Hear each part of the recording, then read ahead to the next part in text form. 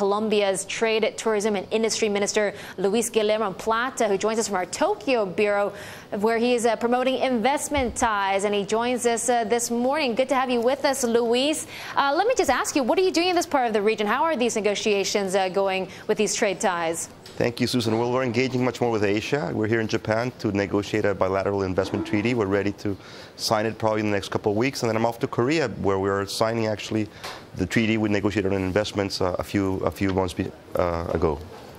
Yeah, and there's a lot of optimism on Colombia these days. You have a new government in place, Luis, and also Moodys possibly looking to raise the investment grade on the country. Do you think that'll happen anytime soon? Yes, we're very pleased. Colombia has undergone a tremendous transformation over the past 8 years, and I think it's about time that we recover the investment grade, which we lost in 1998.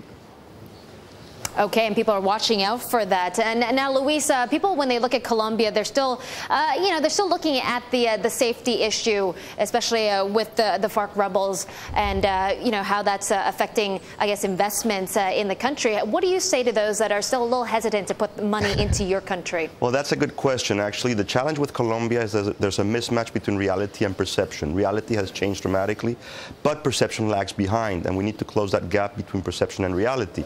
The truth is that Colombia as a country right now is safer than places like Washington, D.C. or Baltimore or Rio or Sao Paulo when you look at the crime rates. So it's a very different country these days than it was 8 years ago. And the only way to actually see this is by coming and seeing the transformation which actually has taken place.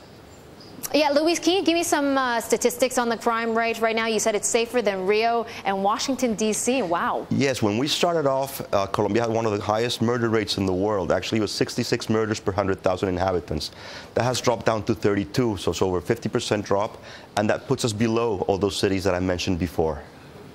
Okay. Now, Luis, people are also looking at the Colombian currency as well, the peso. In fact, it rose the most in 7 weeks. People are concerned that maybe this is too strong. What do you say to them?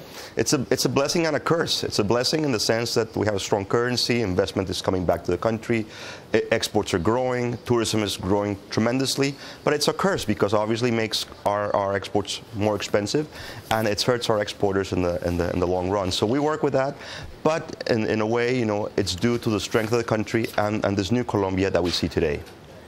Okay, let me just talk to you about trade as well, since you're here to promote trade ties. Luis, because last year we had Colombia's GDP output hurt because of spats with Venezuela and with Hugo Chavez. How do you plan to reduce dependency on your neighbor? Is that what you want to do? Well, Venezuela has been a large market for Colombia for years because we share a border, we share a common language, we share a history. But last year, President Chavez imposed a trade embargo on Colombia unfairly. Because of Colombia making an agreement, a military cooperation agreement with the U.S. Now, that trade embargo has impacted exports from Colombia to Venezuela, which used to be 6 billion. It's dropped down by 70%. But the good news is that exports grew again in April in spite of the embargo. So meaning that we're recovering those markets and we're growing in Mexico, in Central America, in the Caribbean, in South America. And the good news is that in the end, I believe, we will recover the Venezuelan market, and what we gain in different markets, that's to Colombia's advantage.